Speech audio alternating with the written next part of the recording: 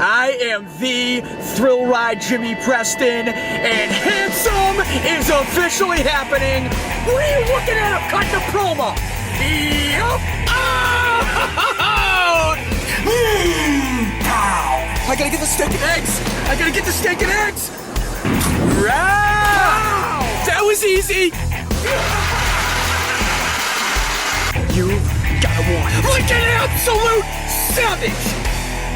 And if that didn't get you fired up, you are probably a terrorist. I am the Thrill Ride Jimmy Preston, and this is the premiere episode of the Absolute Savage Podcast. I am your host, the internet icon, yup, the Division III baseball superhero, yup, and the VFW wrestling god, Thrilly Dilly, checking into the podcast game like an absolute savage. And my solemn word and promise to you is that I will not be just another pro wrestling indie podcast. I refuse to be like one of those guys who lives in his mother's basement with his CM Punk pink underpants, with a pear-shaped torso, more loose skin than a Shar-Pei puppy, and an upper body softer than mom's homemade mashed potatoes.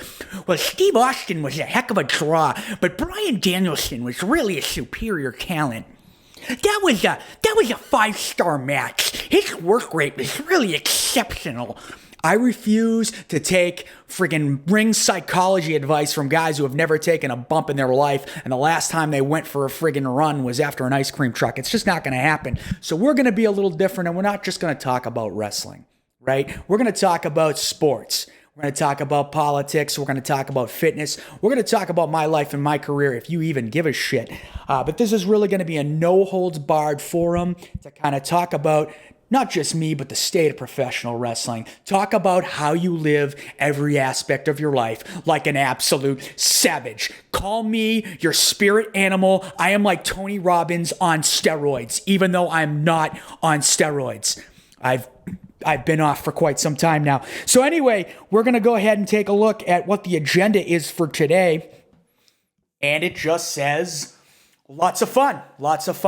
I'm just kidding. It does not say that. But the principle of this show and every show moving forward is 0 fucks given. I don't give a single fuck. In fact, my level of fucks is in the negative, if that is possible. So we're going to talk about a status update. Thrilly Dilly, what is going on in your career? I heard rumors that you might have had a tryout with the WWE. What went down? Are you retired?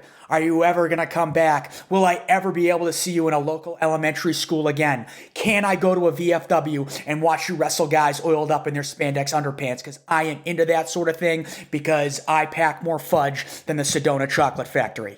Not that there's anything wrong with that, if that's your lifestyle, or if you work at Sedona Chocolate, because we need to bring manufacturing jobs back to this country. But secondly, we're going to talk about WrestleMania. We're going to talk about the state of professional wrestling as a whole. We're going to talk about Red Sox spring training. That's right. In fact, I've actually been on the Pablo Sandoval conditioning program, as you can probably tell from my video, pounding IPAs and pizza with my dumbbells at a pretty ferocious pace.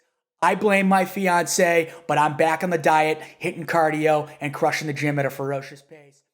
Finally, we're going to talk about some politics. If you don't like to hear my political opinion or thoughts on what's going on, that or pop culture, which we're going to get into, like I said, you can turn this thing off, because I don't give a single fuck about your opinion, because your opinion is actually as irrelevant as your existence. I have a quite relevant opinion in my own mind. So we're going to continue to talk about those things. But before we talk about my status in professional wrestling and give you some juicy details, all the things that are going down, we need to get a word from our sponsors. Yeah, I'm totally kidding. There are no sponsors. I am the Thrill Ride, and I am the only sponsor.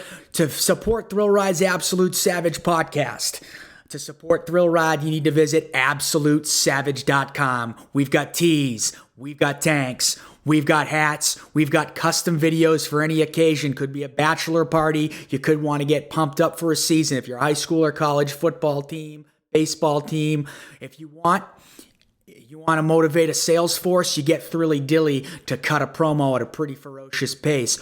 Or you can also check out my ringtones, which are available on AbsoluteSavage.com. And you might be saying, hey, you, Thrilly Dilly, you seem like a bit of a huckster trying to get me to buy 3 seconds of audio for $129 when I have to pay $129 for Adele's #1 song in America.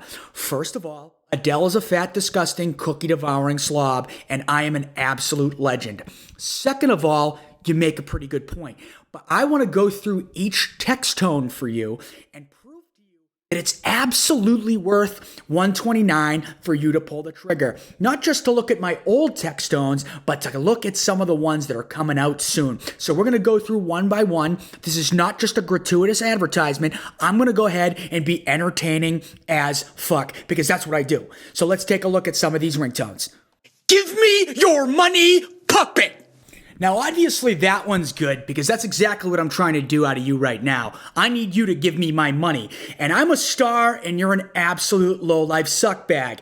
That's why you're sitting there in your car right now on your way to work, about to make about $14 an hour, thinking about how you got to go home and masturbate to Pornhub because you can't find a woman that's good-looking enough to give an injection of genetic perfection. That's right. You're a loser and I'm a star, so give me your money, puppet. I think that's a fantastic ringtone and you should buy that for $129 a month. Let's see what's next. You suffer from EEAS, ectoendomorphic atrocity syndrome. You're rocking that skinny fat look. And obviously that one's a great buy because it's true and it really embodies who you are as a person. You basically look like you're anorexic with the exception of Budweiser. It's a terrible look, 14-inch spaghetti string arms, and a 45-inch waist. That's pretty much how you look, and it's how most wrestling fans look as a whole. Personally, J-Thrill, even when I'm completely out of shape, like right now, when I'm eating Twinkies and Ring Dings every day, I'm still endomezzo. You know what I mean? I'm bulky as fucking fat. You know what I mean? Like, I'm a fat fuck right now. Don't get me wrong, my waist size is up like 4 inches, but I'm still repping 3 plates on the bench and like making it my bitch on a pretty ferocious pace. But you're a failure and you're a non-athletic regular person, which in fact brings us to our next ringtone. You're a NARP, a non-athletic regular person. And that's totally worth $129 because that's who you are. When you sit on a couch and you watch Monday Night Raw with your Frito-Lay potato chips to your left, that match had too many false finishes. I feel like Ryback, just like Bill Goldberg. And when in reality, you got cut from the Best Buy Company softball team. And like I said, your opinion is as irrelevant as your existence. So obviously, give me your money, puppet. You're a NARP. You're not an athlete. You're a viewer. We're doers. So give me your money. It's a one-time fee of $1.29. What's next, puppet? I'm alpha, you're beta, and don't you ever forget it, puppet. So even Rain Man can see that there's a pattern here, and that's exactly why you should give me your money at $129. And that is because you are a beta male while I'm elite. You're probably a limp-wristed male feminist hipster, shops at Whole Foods, and gets by your 10-pound chihuahua with a sunken chest that I could eat a bowl of cereal out of. You have a sunken chest that I could eat a bowl of cereal out of. And it's probably something organic because you're an absolute hipster. You know, in the business, we call that a segue. Give me your money, puppet. Yeah, I mean, I have no problem with you getting aggressive and playing that over and over again because that's the end goal of exactly what we're trying to accomplish here. Give me your money, puppet. And it's really only $1.29. And if you buy enough of them, I can actually get a haircut and get the freshest fade you have ever seen. High and tight, say goodnight. I really am a ferociously good-looking man with a cleft in my chin that would even make Tom Brady shake in his Ugg boots. Handsome is officially happening right now. That's quite aggressive, but it's funny because it's true. And even though the one-man thrill ride is a one-woman man, but buying that ringtone for $129 will ensure I can buy a bottle of red and give my fiance and pick up the phone and receive an injection of genetic perfection. Well, I guess that really doesn't apply at all, but that's actually how I leave voicemails for my fiance. Give me your money, puppet! Yeah, go back to that because it's good to reinforce your goals. Rah! I'd probably pay $4.99 for that one. Smash it, Scrambies! Yup! I absolutely love Scrambies, and I'll tell you, I had about 6 this morning. Operation Shreddification is underway. I want to be able to grate cheese with my razor-sharp abdominals before my wedding. You better believe it. Next ringtone, Puppet. That was easy! And it's as easy as pressing buy in the iTunes library for only $1.29. Give me your money, Puppet! I think we can agree it's all getting played out now. Yup! So let's wrap things up with my final ringtone that I have in my library. You can also buy Like an Absolute Savage and pow. But there's only one way. We gotta close out the ringtone library. See ya, dink! So once again, to support Thrill Ride, visit AbsoluteSavage.com, or you can go directly to the iTunes store and give me your money, Puppet. But seriously, get yourself a ringtone. Check out the store for some merch. We got new items coming. And obviously, I can't do this for free forever because my boys can swim. And I'm probably going to have a family of 10 baseball players pretty shortly. So to get into the juicy details, let's get some heat with everybody. Obviously, I wouldn't be telling any of this information if I was still in the business or if I had any intention of trying to make it to the WWE. This is the type of stuff you kayfabe and keep to yourself. But once again, the theme of this show is 0 fucks given, and I am at -10 in my level of fucks. I'm in the negatives with my level of fucks. So essentially in June of 2015, I had a tryout with WWE down at the Performance Center in Orlando. I was down there with about 35 other men and women who were vying for a shot with the company. This was the same tryout where Biff Busick got signed. Christopher Gerard, I don't even know. I call him Biff, but he was my roommate. Very happy that he got signed. He totally deserves it. Traveled the world, crushed it, and had a great tryout. So no surprise there. In terms of me, once that went down, I was pretty much, I got a firm no, and I pretty much knew it was time to move on. And before I get into the details of kind of the tryout and the way it went, because I know a lot of people are interested in hearing about that, especially if there are guys in the indies that are trying to get a tryout, they'd like to know how to prepare. And I think that's important and it can be helpful. So I'll talk about that. But for me, the way I was doing it was I created a YouTube channel with the sole purpose of getting me a tryout with WWE. Some people view that as a shortcut in the business, and that would be, I think, a fair and accurate assessment of what I was trying to do. Not in a bad way necessarily, but just in a way that made sense with my life. I'm 31 years old. I am a homeowner, and I have a real career as a medical sales rep. So as it was, if I got signed by the WWE, it would have been a pretty substantial pay cut to go down to WWE NXT. So it's not like I could have went ahead and done it the old-fashioned way, like travel to Japan, go over to Europe, try to go to Ring of Honor, go to TNA. Those options aren't on the table with the bills and the responsibilities that I currently have. So I thought, what's the best avenue, the best plan for me to get to the WWE?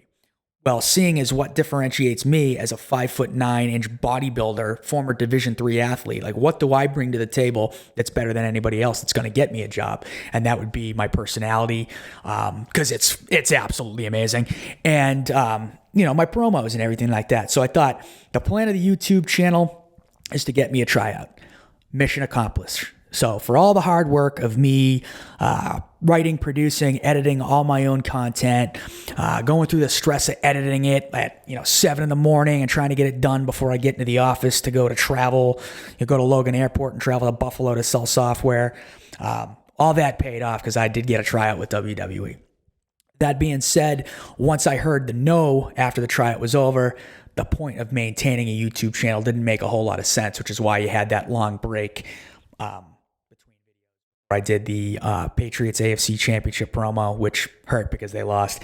And then I did the recent video. If you haven't seen it, it's probably my favorite video I've ever done, was a video I did for the UNC Wilmington Seahawks Division I baseball team, obviously out of North Carolina. So that's why the YouTube channel went away. It is probably coming back in some capacity. Maybe not weekly, but when I have a good idea, I'm going to rant about something. So that's good news for everybody. In terms of me coming back into the business, at this time, I don't have any plans to come back. I've been asked by a lot of people to come back, by promoters to come back, specifically Northeast Wrestling. Chaotic. I haven't spoke to the promoter about coming back, but there is a desire for me to go back. I don't see it, and if I do it, it'll be at a spot basis, no long-term commitment. As I said, the way I am, I'm an all or nothing individual. You know, if I'm not going to be doing this for a living to make money, I have a hard time justifying putting in 21 hours a week in the gym. I have a hard time justifying spending all kinds of money on chicken and broccoli and all these healthy foods to eat right and look like $1 million. I have a hard time justifying leaving my family to drive, an hour and a half for training or 3 hours to a wrestling venue if at the end of the day I'm not going to be pulling in a lot of coin. So that's pretty much why I knew it was time to walk away. No regrets, no grudges, no hard feelings. But it just doesn't make sense at a high level where I'm trying to get there. Maybe come back for fun, settle some scores at some of my old promotions. But in terms of trying to make it full bore, I just don't think it's in the cards, and I think it's a waste of time. It's time for the next challenge. You know what I mean? And that's one thing that my buddy Mark Sherman said to me. He's like, "You're quitting," and then I was like, "Nah, I'm not quitting." And then he's like, "You're right. You're just on to the next challenge." Kind of how I viewed it. I view my run in the last couple of years as successful in the sense that I got further with a tryout than a lot of guys do. But then on the other hand, there were guys that were straight out of college who probably didn't even watch pro wrestling, that were just D1 athletes. So we can talk about that whole process. So let's get into the details of the tryout a little bit. We went down there, and if I could describe it to anybody who went ahead and played sports, I played. Now, I'm very familiar with this, and if I'm going to talk about I wouldn't even call it gripes. It is what it is. But the tryout, it reminded me very much of when I was a senior, junior in high school, and you do these college baseball tryouts. Or the showcases, the showcases. So anything about me, and this isn't to friggin' brag about my glory days or anything, but I had a pretty solid high school career. I almost hit 500 as a senior in high school. But 5'9", and I'd go to these showcases, and they'd line you up, and I give you this. In baseball, it's the 60. Obviously, the NFL Combine, college football, it's the 40, but baseball, it's the 60. I run a 7.2 60. I am not on paper a good athlete at all. Look at me run. You know what I mean? I'm not an elite athlete. I was a great hitter. You know what I mean? I could inside the batter's box, I was probably a Division I caliber guy. In terms of arm strength, they line you out in right field and you throw out of a crow hop as far as you can. I'm like 76 out of a crow hop. You know what I mean? They take your height and weight and all sorts of stuff. And like on paper, they try to decide, out of these guys, who's the best athlete. And I never showcased well, which is why I was a Division III guy, despite leading my league in hitting and hitting like 500. I was a good baseball player, and I think I was as good of a baseball player as I could have been. But because of the way the system's built, I felt like kind of sometimes I was overlooked in those showcases. And there were guys who showcased a hell of a lot better than me that were not as good a ball player as I was. And I felt like there was some of that at that tryout, but. There were all kinds of D1 guys. I felt small at my size, but in terms of like look, physique, promo, I thought I was up there at the top of it. But there were guys that are obviously fantastic athletes, much better athletes than I am. And I think that hurt me. There's a lot of rolling involved, like a lot of the lucha rolls, taking, one-legged bumps and flip bumps and back bumps and all that stuff, and a lot of blow-up drills. It was a ton of conditioning. It was very difficult. You know what I mean? The guys who were coming from Iowa and Minnesota and all those D1 wrestling programs basically compared it to an amateur wrestling camp. You know what I mean? It was very, very intense. I was drinking Pedialyte for 3 days. Absolutely, probably lost 5-10 pounds over the course of at least over the course of the 3 days. It was very demanding, but I just don't think it was built to my strengths. And I did the best I could. I thought on promo day, so it's divided into 3 days. You have like basically 2 days of conditioning. Day 2 is more or it's less intense. You don't have a full workout. So day one, you have conditioning. It's pretty much an all-day affair, like conditioning, ring blow-up drills, rolls, bumps, all that stuff. And then you end the day with like a legit hour-long CrossFit workout. It was absolutely devastating. Sore as hell. Day two, it was less intense, but there was still some of that. And then day three was kind of my day to shine. And I had conversations with one of the trainers down there, and the way I understood it was I absolutely did not stand out for the first day and a half. He pulled me aside midway through the second day. I was like, look, you're down here. You're down here because of your promos and your videos and your personality, your charisma. That's why you're down here. You've done nothing to showcase that in the first day and a half. So stop what you're doing and show some charisma. So I tried to do that. I think it went better halfway through the second day. And then day three was promo day. It was my day to shine. I thought the promo was fine. The feedback I got was pretty good. I thought it might have even been good enough to get, good enough for me to get signed. And I was kind of expecting that, but at the end of the day, it wasn't. So about a month later, I got a firm no, and that was it for me. So, once again, no regrets. I don't think I could have trained for it any better. If I were to advise any pro wrestler who has a tryout opportunity with WWE, I would tell them, make sure you're doing all your lucha rolls. Make sure you're doing them correctly. Make sure you're doing a ton of blow-up drills. Make sure you train like a CrossFit guy, because they're into that now. I mean, I was still training like a bodybuilder up until the last week. I mean, I was doing a ton of conditioning and like Stairmaster work and sprints and things like that. But you need to, train like in a much more athletic way. I think that would be the only thing I would change about the whole process leading up to it, is I would have totally altered the way I trained to make sure I was in better shape. I was more flexible. I was more of an athlete. And some of the feedback I heard from some of the guys down there who were like helping with the camp or with the company in NXT was that, he wasn't an athlete enough. You know what I mean? Like, which is funny because, I'm better athletes than they are, but that's okay. Notwithstanding, and I get the trophies to prove it. I might not have the 40 time to prove it, but I get the trophies to prove it. And they're in my dad's attic because I live in the present and my glory days are just beginning for AbsoluteSavage.com. Actually, I take that back. I do have one regret about the tryout. So this is kind of like inside information, which I think is kind of relevant into the tryout. And this is the one thing that kind of sucked about it was I got pulled aside after day three, after my promos, and I actually got told that I hit it out of the park by one guy. And basically told me it would be in my best interest to not wrestle, only because I am still relatively new to the business. I had only been back for like 2 years as a wrestler. So, they thought that I was green and they didn't want to expose me in the ring. And they basically said, they compared it to me like, they compared it to basically like a guy who's like, he needs to sit out the combine because it's all it's going to do is bring his draft stock down. So that was basically the idea. It was like, hey, I think it would make sense if we keep you out of the match to protect you and give you your best chance to get signed. So I didn't have a match.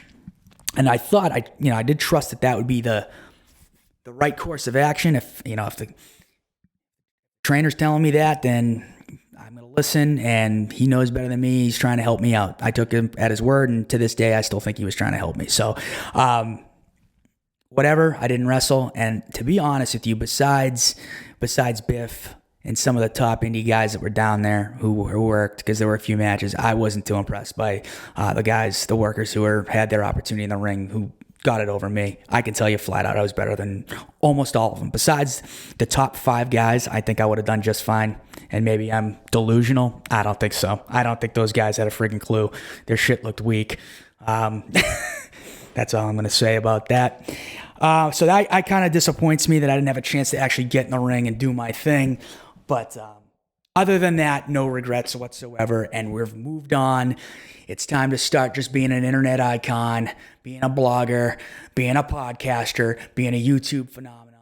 Who knows, maybe getting into stand-up comedy. So stay tuned. There's going to be a lot coming. The future is bright for Thrill Ride. We're on to the next challenge like an absolute Savage. So I think if you try to figure out why the charisma and promo wasn't good enough, it could just be 100% on me, but it could also speak to kind of the way the pro wrestling industry has changed. Over the last, even 10 years at this point, it's completely different. And I think what I tapped into with my YouTube channel was, a little bit of wrestling nostalgia, but at the same time, I do think that's not giving me enough credit. I think I had some creative one-liners in there, and I think I showed that I'm a pretty smart guy with some good wit, not just a guy who yells and screams. If you actually listen to what I'm screaming about, I'm not a total idiot. Nevertheless, the wrestling business used to be driven by, personalities and the characters and, the product. I think WWE and Vince McMahon have basically found a way to have a formula in place where it's no longer about, Hulk Hogan versus Andre the Giant. It's about the whole WWE, right? The WWE is their own brand now. When we're back in the 80s and the 90s, it was really about the wrestlers and the stars. And I really don't feel it's like that anymore. And that could just be a perception, and maybe that's not that's not what they're intending to do with the WWE. Go there, and it's basically like seeing a circus. A lot of fireworks and pyros and an entire production, multi-million-dollar production value. I think the show is way too overly produced. A lot of the wrestlers shouldn't even talk to creative. I don't care if you get 3 hours of programming. It's a friggin' wrestling show. Not need a writing staff of 40 guys to write 3 hours of television. I just don't. That's the way it is, and I don't have the money to change that. Vince is the only show in town besides Ring of Honor and TNA. So to whine and bitch about that is really stupid. Doing that, you're probably a mark living in your mother's basement, watching repeats of New Japan Pro Wrestling and masturbating to anime porn, because that's the type of people who are into that. Anyway, so let's get off the pro wrestling thing because I think that we can save some for the next podcast and kind of talk about WrestleMania, talk about some of the things that are going on, talk about who I like in the business, who I don't care for, talk about the direction of the business. We could do an entire podcast on that. We could rate every WrestleMania from worst to first.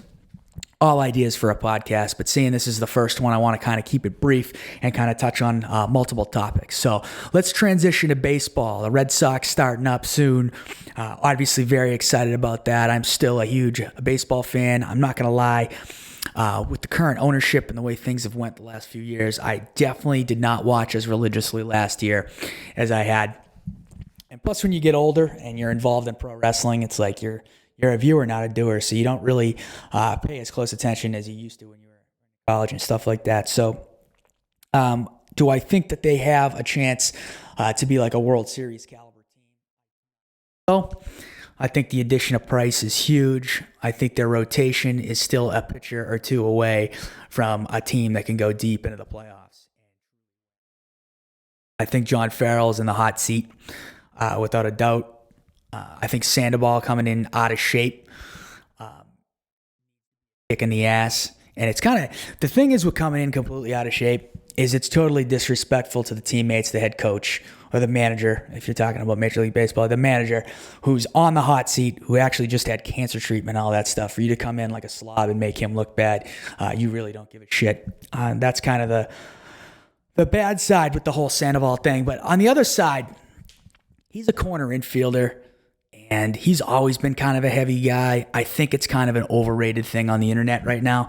I think he's going to be fine if he can just hit the ball a little bit better than he has. You've seen a total recession in his stats, harder than my hairline's receding. And, that's really the big thing. When you see the batting average drop from 290 to 240, homers go from 25 to 10. That's what matters. It doesn't matter that he friggin' decided to drink a bunch of IPA and eat a bunch of pizza like Thrilly Dilly did after he retired, in the off season.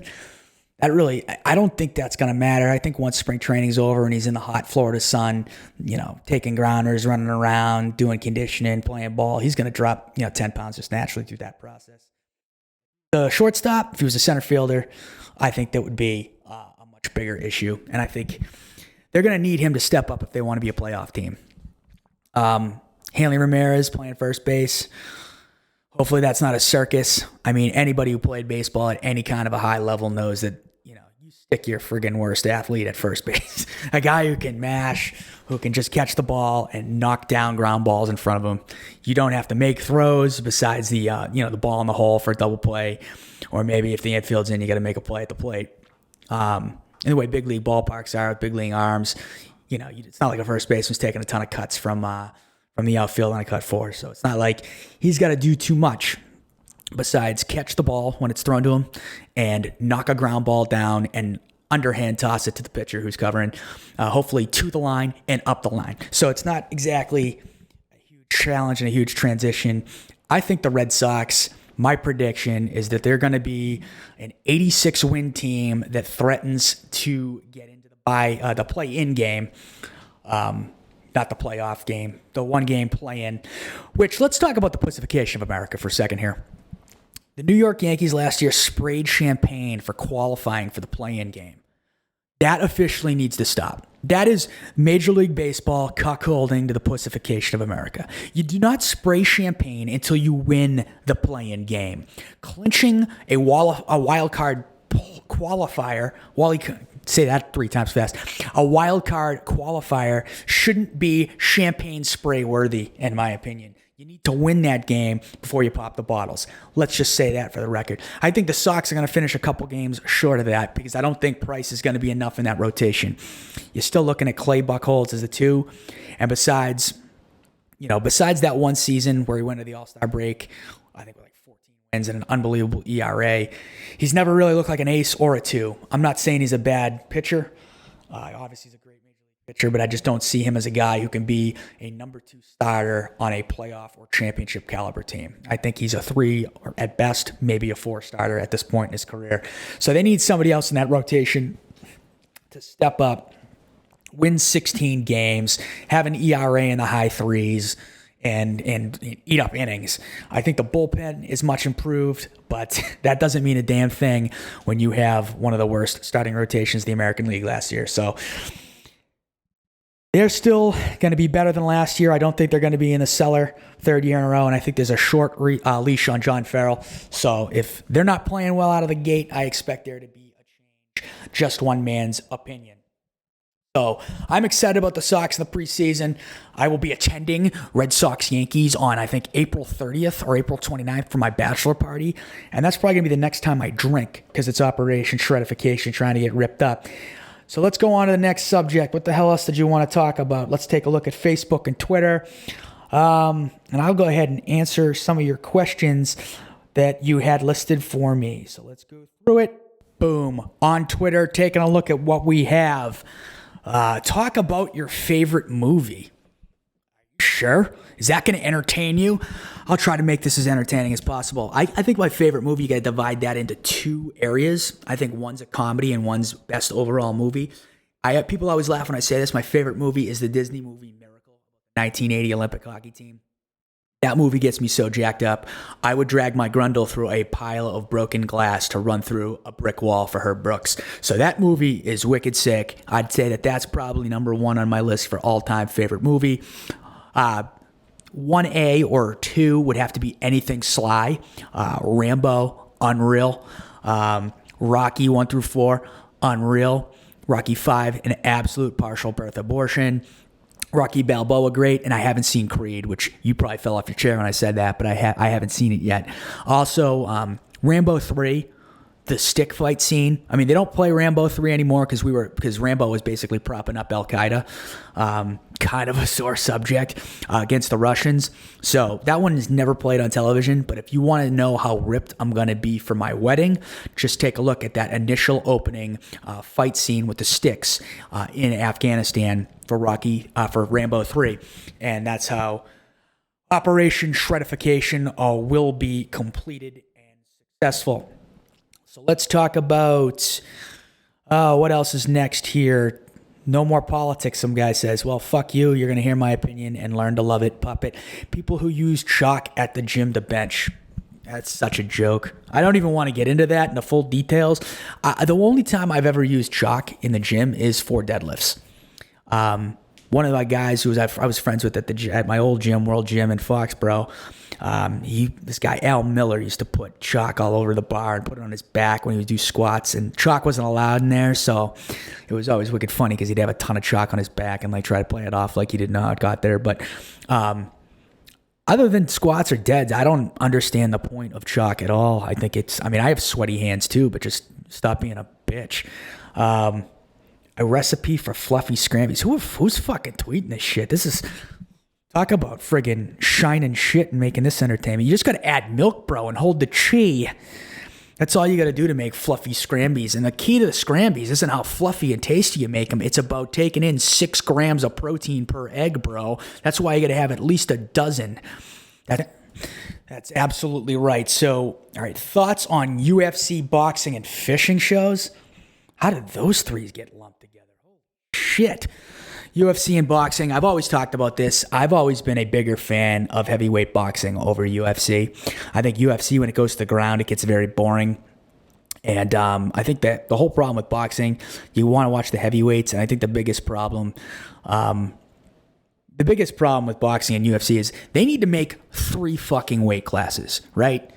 You are a friggin' heavyweight, a cruiserweight, or a fucking lightweight, okay? And if you don't fit into one of those fucking categories, you need to stop being a bitch and either gain weight or lose it. That's all there is to it. It's not a fucking weight class for every 2.5 pounds. That shit is stupid. Like, Ronda Rousey, she could kick my ass, but I mean, what is she, the best 130-pound female fighter on the planet between 130 and 135 pounds? Like, how many of those are there? Like 20? I mean, and she's propped up by all the media and by everybody as like the toughest, baddest woman on the planet. The whole thing's fucking stupid. They need to get rid of all these weight classes, have 3 of them, have one belt, not friggin' back when boxing had the WBA, the WBC, and the WBF. I mean, I think that was what ruined it, but go back and watch the first Tyson Holyfield fight. It's fucking awesome, man. Better than anything in UFC nowadays, in my opinion. It's not even close. Second fight, obviously, Tyson bit his ear off at a pretty ferocious pace, and that got awkward for everybody. I watched that one through the squiggles the same way I watched porn when I was like 13, which is pretty cool. You guys remember that. You put the cable box on like 42 and then turn the channel to like channel 2, and you could like see stuff through the squiggles. That's how I watched wrestling pay-per-views, porn, and Mike Tyson biting Evander Holyfield's ear off. So that's some good shit. So here's a serious question. Hey, my dog's here. Mason, say hi to everybody. Say hi. He just licked the microphone. He's happy to see everybody. So, where the hell was I? Sidetrack City. Mason, don't shit in the house or I'm going to fucking pile drive you. So let's wrap things up here. I want to keep this first one short. And, in podcast 2, we're going to have a much more formal agenda and we're going to have things kind of mapped out and planned. I wanted to fly by the seat of my pants to kind of just talk about what my status was in pro wrestling. That was the main factor for this first podcast. And as we move forward, we're going to have guests. We're going to have political discussions. We're going to have my thoughts on WWE pay-per-views, Monday Night Raw. We're going to have full planned agendas of what we're going to talk about, and I'd rather end this thing on a high note. Before I do that, I just want to say that moving forward, we're going to discuss politics a little bit. I was a political science major in college. I was always into politics. I typically lean, I would say, right of center. I'm pretty conservative. I wouldn't say I'm like a huge Republican. I do not buy into the Republican establishment right now, and I'm a huge fan of Donald Trump for that reason. And I think we're going to talk about this in great length in a lot of my podcasts. I think Donald Trump, voting for Donald Trump is a vote against the Republican establishment, which is the Wall Street Republicans, the special interests, we define free trade as putting 0 tariffs on foreign goods and allowing them to put 30% on our goods while they use child labor and manipulate their currency and don't have an EPA and completely leave us at a competitive disadvantage as we watch our jobs go over to other countries. That's what we saw with NAFTA. That's what we're seeing with the TPP, which Marco Rubio was supporting. Both Bernie Sanders and Donald Trump are against those trade agreements. And I think Donald Trump is really basically an independent candidate who doesn't have a ton of depth of knowledge of the issues, and nobody is voting for him because of his debate performances or anything like that. I also think when you're the president of the United States, that shit is completely overrated. I think you need to make decisions based on the facts that are presented to you by your advisors, and the fact that he's not bought off by special interests means he's going to put the best people in those positions. Doesn't matter about party, doesn't matter about any of that stuff. And he's going to be making decisions without being swayed by special interest groups. And that's basically why I support Trump. He's his own man. He's not swayed by special interest. He believes in border security, which is huge. Border security is national security. Ted Cruz says that. I like Ted Cruz as well. But I think Donald Trump is my preference. Tough on the border. I'm not a big fan of the Muslim block thing. I think that was totally... You can do that in a better way. I think you do it by blocking, immigrants from certain countries and not specifically from the border. Specifically based on religion. I don't agree with that. But I'm with Trump on trade. I'm with Trump on immigration.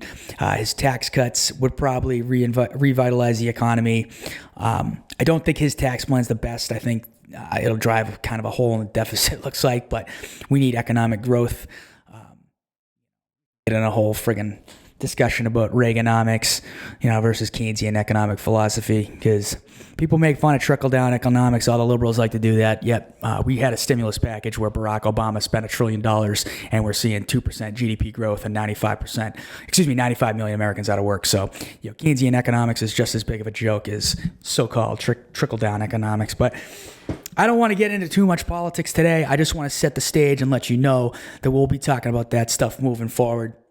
We want to talk about all kinds of stuff in terms of career growth, everything like that. I thought it would be beneficial to kick things off with the Thrill Ride, talking about professional wrestling, talking about his future, and there'll be more to come on that. So stay tuned. Thank you for tuning in to the Absolute Savage Podcast. Please download at the iTunes Store, or you can just visit absolutesavage.com. Thank you for tuning in. Hopefully the audio doesn't suck, and I'll see ya, dinks.